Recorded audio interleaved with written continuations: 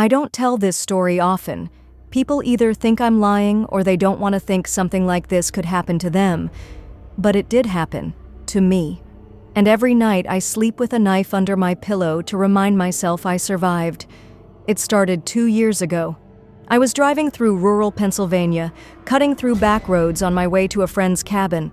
My phone had died hours earlier, and my GPS went out after I took a wrong turn off Route 22.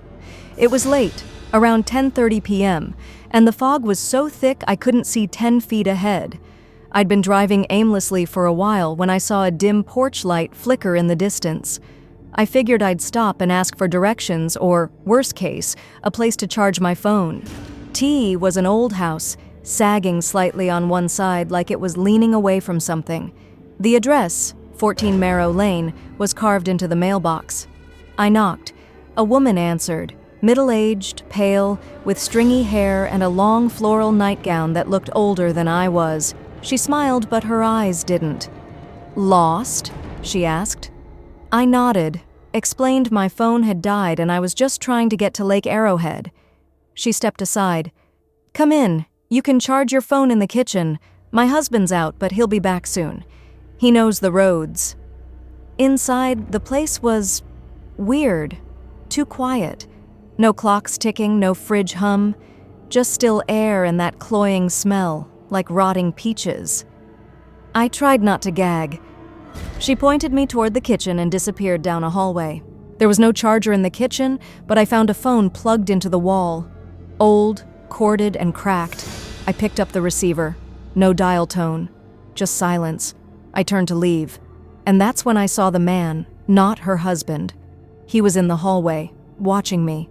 His face was blank, his hands twitching slightly at his sides. I muttered something like, "Sorry, I thought your wife said..."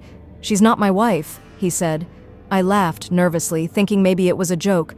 "Oh, my bad. She doesn't live here either." That's when I noticed the hallway behind him.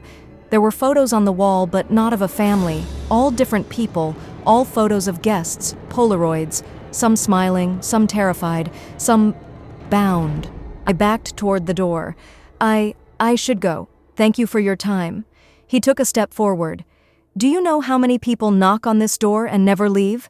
I bolted, through the kitchen, but the front door, locked from the outside.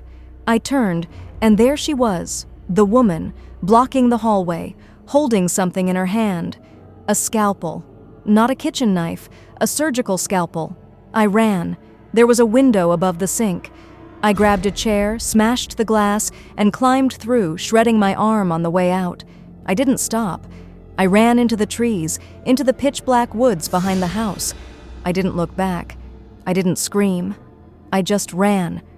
I don't know how long I wandered before a trucker found me on the side of the road, barefoot and bleeding. The police went back. Said Marrow Lane doesn't exist. They found a clearing, burned out and overgrown, where I said the house had been. No structure, no sign of life. But I know what I saw, and every now and then, when I check the back of my arm, I can still see the stitch marks. Their attempt to keep a piece of me. I was supposed to stay there, but somehow I got away.